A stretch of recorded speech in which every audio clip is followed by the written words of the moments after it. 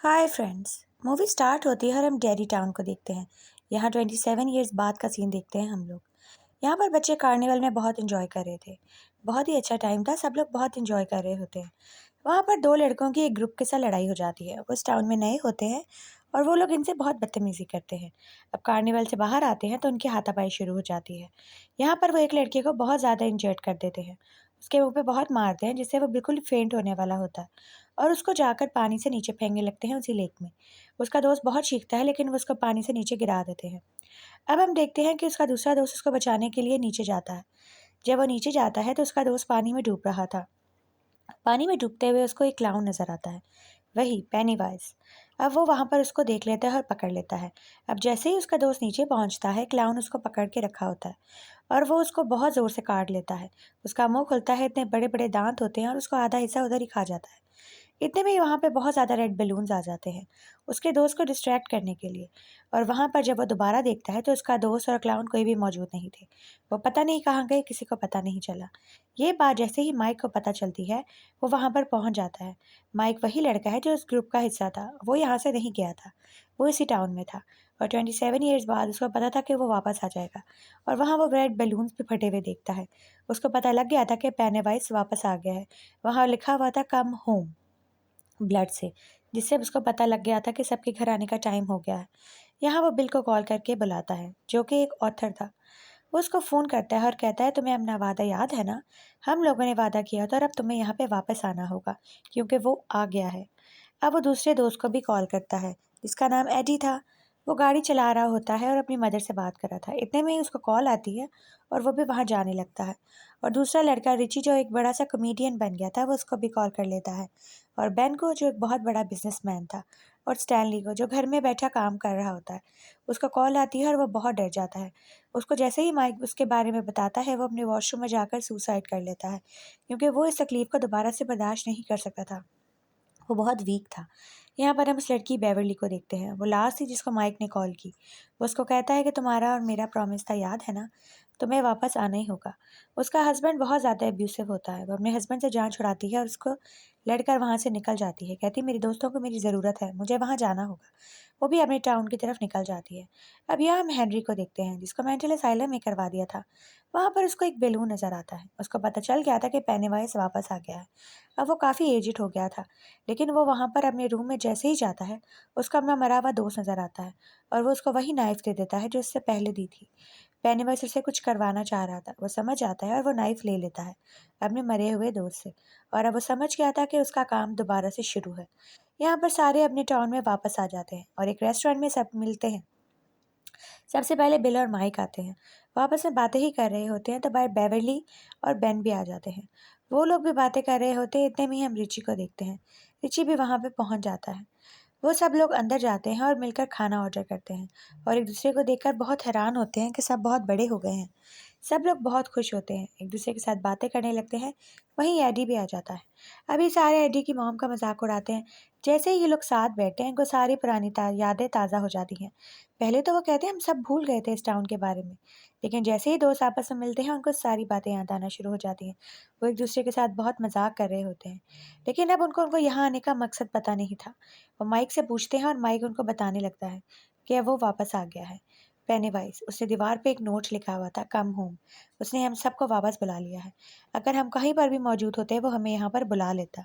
अब यहाँ पर सिर्फ एक दोस्त मिसिंग था, स्टैनली। वो नहीं आता, उसकी चेयर खाली पड़ी थी। ये लोग बातें कर ही रहे होते हैं तो इनको बहुत खौफ आना शुरू हो जाता है जैसे ही पेनीवाइज की बात आती है, क्योंकि वो अभी तक उसके खौफ में थे। यहाँ फॉर्चून कुकी से इनके लेटर्स निकलते हैं, जिसको वो मिलाकर पढ़ते हैं तो उनको पता लगता है कि स्टैनली मर गया है।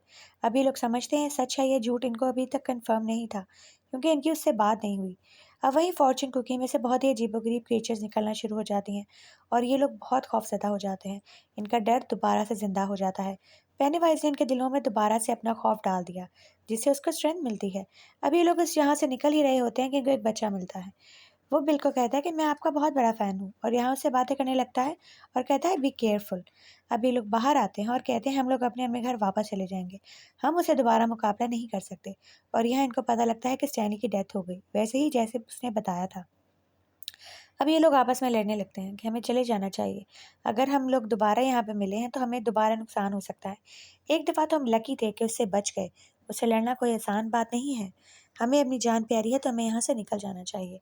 अब बेवर्ली और बेन यहाँ पे बैठे होते हैं, बातें कर रहे होते हैं। वहीं बिल और माइक भी आपस में बात कर रहे थे।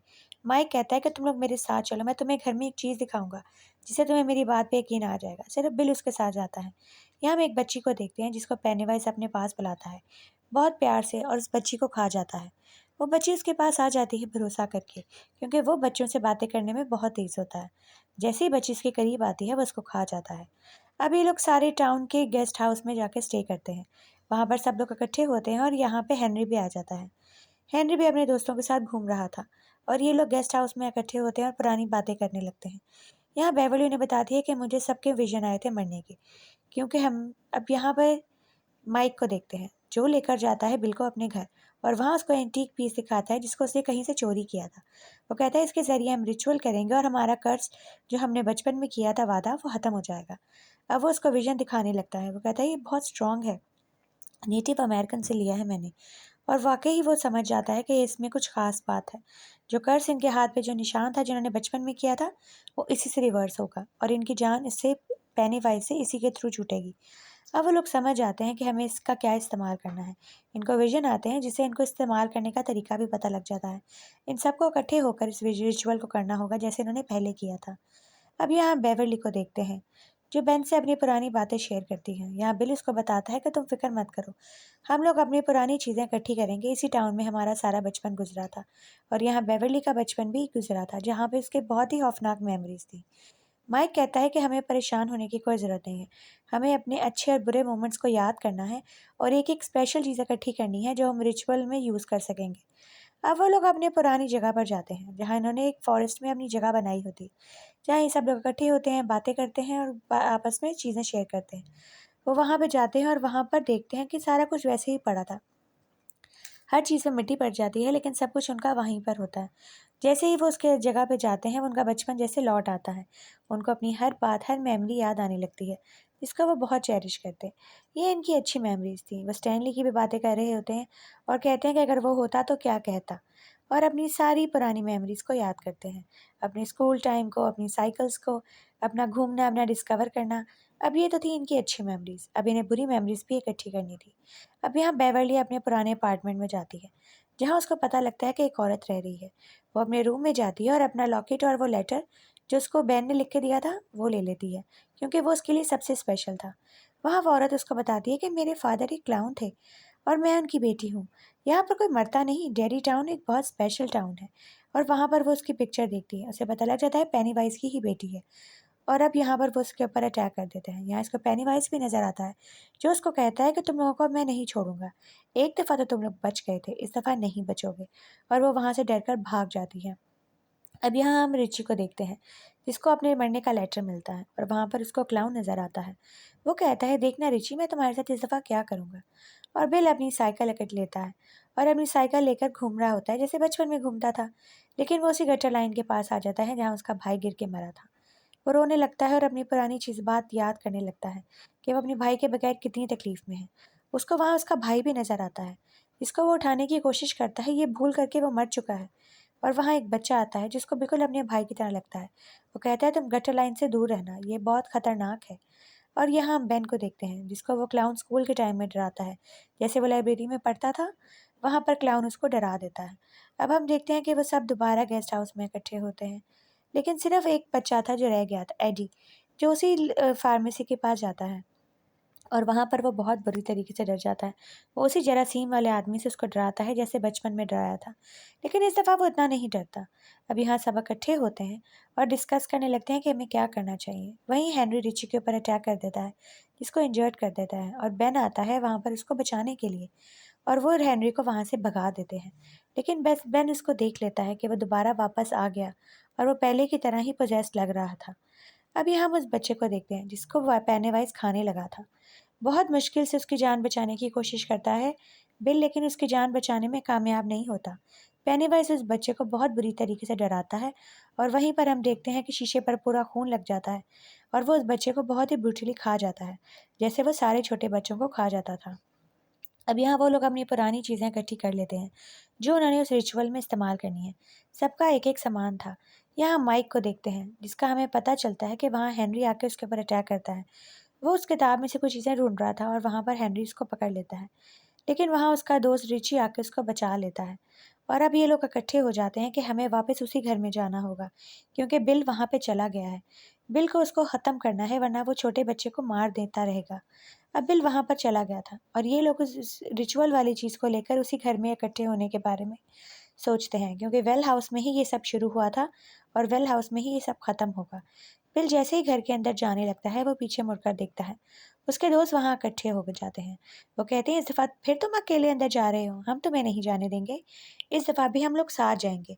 हम लोगों ने पहले भी मिलकर उसको ख़त्म किया था, इस दफ़ा भी हम लोग मिलकर ख़त्म करेंगे। अब हमें किसी का खौफ नहीं है, अगर हम एक दफ़ा उसको मार सकते हैं तो दोबारा भी। और जैसे ही वो घर के अंदर जाते हैं घर वैसे ही खौफनाक था जैसे उनको बचपन में लगा था। अब पेनीवाइज पूरी कोशिश करता है कि इनको वेल तक ना जाने दे। वो इनको बहुत बहुत चीज़ों से डराने लगता है। वहाँ उनके मरे हुए दोस्त से और हेनरी के पेट के ऊपर दोबारा छुरी से लिखने लगता है। और उनका मरा हुआ दोस्त स्टैनली, उसकी शक्ल वहाँ पर आ जाती है। वो उसको एक बहुत ही खौफनाक क्रिएचर बना देता है ताकि उनको वहाँ पर डरा सके। और वहाँ शीशे में भी खुद आकर हेनरी का पेट काटने लगता है। लेकिन वो लोग होशियारी से इसका मुकाबला करते हैं, उसको अपने ऊपर हावी होने नहीं देते। वो कहते हैं सब रियल नहीं है, हमें ये चीज़ याद रखनी होगी। जैसे हमने पहले उसको ख़त्म किया था, अब भी हम उसको ख़त्म करेंगे। वो सब चीज़ों को उठा उठा कर पीछे फेंकते हैं और अपने आप को बचाने में कामयाब हो जाते हैं और नीचे वेल तक पहुंच जाते हैं। बेन उस वेल को देखता है और कहता है, देख लो, हम फिर वहाँ पे आ गए जहाँ पहले आए थे। अब वो उस वेल से नीचे जाते हैं क्योंकि उन्हें वहीं जाना था जहाँ पेनीवाइज ने सारा कुछ स्टार्ट किया, जहाँ वो बच्चों को लेकर जाता था। वो उसी लोकेशन पर पहुंच जाते हैं, लेकिन अभी हमें इनको नीचे जाना था, इससे भी ज़्यादा नीचे। यहाँ एक टनल था जो और नीचे जाता था, जो माइक को विजन में नज़र आया था और वो टनल वहाँ मौजूद था। वो कहता है हमें इधर से नीचे जाना होगा, इसके नीचे जाकर ही हम रिचुअल करेंगे। वो उसकी बेस है, ये उसकी बेस नहीं है। वो इससे भी नीचे रहता है। वो टनल की गटर का ढक्कन खोलते हैं और नीचे जाने लगते हैं। नीचे लाइट्स बिल्कुल भी नहीं थी। वो अपनी टॉर्च लेकर जाते हैं और नीचे वो स्टैंड ले जाते हैं जिससे उन्होंने रिचुअल करना था। वो बॉक्स वो नीचे जाके रखते हैं एक पत्थर के ऊपर और उसके अंदर अपनी अपनी फेवरेट चीज़ डालने लगते हैं। जैसे हर किसी की एक मेमोरी थी बहुत स्पेशल, और उसको जलाने लगते हैं। जैसे ही वो चीज़ जलने लगती है वो पावर वहाँ पर आने लगती है। अब ये लोग हाथ पकड़ के एक मंत्र को चैंट करने लगते हैं ताकि वो लोग उस पावर को बुला सकें और पेनीवाइज को ख़त्म कर सकें और अपने ऊपर लगा हुआ कर्ज को भी ख़त्म कर सकें। वहाँ पर 3 लाइट्स नज़र आती हैं हमें जो कि बहुत पावरफुल होती हैं। ये लोग आंखें बंद करके अपने आप को चैंट कर रहे थे ताकि हम इस मंत्र को पढ़ते रहें और अपने आप को इस रिचुअल से आज़ाद करवा सकें उस कर्ज से। जैसे ही वो तीनों लाइट्स उस बॉक्स के अंदर आती हैं जो उसकी पावर थी पेनीवाइज की, वो बॉक्स को बंद करने ही वाले होते हैं, लेकिन वहाँ पर वो रेड बलून आ जाता है। यानी वो कुछ भी नहीं कर सके थे, इस रिचुअल से कुछ भी नहीं हुआ था। पेनीवाइज अभी भी वहीं था और बहुत स्ट्रांग था। अब हम देखते हैं पेनीवाइज आ जाता है और वो कहता है, तुम लोग मुझे ख़त्म नहीं कर सकते, मैं तुम लोगों को इस दफ़ा ख़त्म करूँगा ताकि ये किस्सा ही ख़त्म हो जाए। अब वो सारे बहुत डर जाते हैं उसको देखकर। माइक कहता है कि वर्क नहीं किया। बिल उसको कहता है, कोई बात नहीं, हम उसको पहले की तरह ही ख़त्म करेंगे, पहले भी तो हमने खुद ही मारा था इसको। वहाँ वो एक दूसरे की लड़ाई करवाने लगता है, एक दूसरे के खिलाफ करने लगता है इनको, और इनको इनकी खौफनाक ड्रीम में फंसा देता है। लेकिन वो समझ जाते हैं कि इस दफ़ा हमने इसके ट्रैप में नहीं आना। ये सिर्फ एक ड्रीम है, ये सिर्फ हमारा खौफ है जिससे वो फीड करता है और ताकतवर होता है। हमें अपने आप को डराना नहीं है, हमें अपने डर को ओवरकम करना है। और जो जो बातें एक दूसरे से हम छुपा रहे हैं वो हमें नहीं छुपानी। जो बातें हमारे दिल में कैद थी वो भी हमें नहीं छुपानी। यहाँ वो सारे अपने अपने डर पे ओवरकम करते हैं, अपने खौफ को खुद ही ख़त्म करते हैं, अपने आप को खुद ही इस चीज़ से फेस करवाते हैं। और यहाँ देखते हैं कि वो लोग अपने अपने खौफ से वापस आ जाते हैं। अब यहाँ पेनीवाइज समझ गया था कि ये लोग डरने वाले नहीं। वो जैसे ही माइक को मारने लगता है वहाँ पे एडी आ जाता है और वो उसके ऊपर कोई चीज़ फेंकता है जिसकी वजह से वो थोड़ा वीक हो जाता है। लेकिन इतने में ही वो एक दोस्त को पकड़ लेता है और उसको मारने लगता है क्योंकि उसके अंदर उसने अपना एक बहुत ही बड़ा पाव डाल दिया था जिससे वो बहुत ज़्यादा इंजर्ड हो जाता है। अब ये समझ गए थे कि एडी का बचना मुश्किल है। वो एडी को साइड पे लिटाते हैं और ख़ुद उसका मुकाबला करने के लिए चले जाते हैं। वो एक बहुत ही खौफनाक क्रिएचर में तब्दील हो गया था ताकि उनको और डरा सके। अब हम देखते हैं कि पेनीवाइज वहाँ पर इन सबको मारने में कामयाब हो रहा था, लेकिन अब ये समझ गए थे कि अगर हम इसे डरते रहे तो ये और खौफनाक होता जाएगा। अब ये लोग इसको कहने लगते हैं कि तुम एक कमज़ोर क्लाउन हो, सिर्फ बच्चों को हंसाने वाला एक क्लाउन। और जैसे ही ये लोग काम करते हैं, इनका तरीका काम करने लगता है, वो वाकई श्रिंक होने लगता है और छोटा सा होने लगता है। वो एक आम क्लाउन बन जाता है और माइक उसके सीने में हाथ डालकर उसका दिल निकाल लेता है, क्योंकि यही तरीका था उसको मारने के लिए। वो उसका दिल को निकाल के बाहर अपने हाथ पे रख लेते हैं और अब वो सारे दोस्त मुट्ठी को बंद कर देते हैं और उसके दिल को कुचल देते हैं ताकि वो हमेशा हमेशा के लिए ख़त्म हो जाए, क्योंकि उसने इनको बहुत तंग किया। अब वो उसका दिल कुचल देते हैं और वहीं पर उसकी ताकत ख़त्म हो जाती है। वो बिल्कुल मिट्टी बन जाता है। लेकिन जैसे ही वो मरता है, उसका दोस्त भी मर जाता है। वो अपने दोस्त के गले लग के बहुत रोते हैं और ये जगह दब जाती है और ये लोग बाहर निकल आते हैं। ये लोग देखते हैं वो घर दफन हो गया था और साथ ही इनका दोस्त भी। ये बहुत दुखी होते हैं। ये वहीं पर जाते हैं जहाँ से पहले जा गए थे। वो वहाँ जाते हैं और बहुत रोते हैं अपने दोस्त को याद करके, लेकिन कहते हैं कि वो हम सब में सबसे ज़्यादा मजबूत था, उसने हमारी जान बचा दी। और यहाँ वो अपने पुराने रिफ्लेक्शन को देखते हैं, जिसमें वो अपने आप को बच्चे ही देखते हैं, क्योंकि अभी तक वो अपने आप को वैसा ही महसूस कर रहे थे, अपनी प्यारी मेमोरीज अपने टाउन के अंदर। कहानी ख़त्म।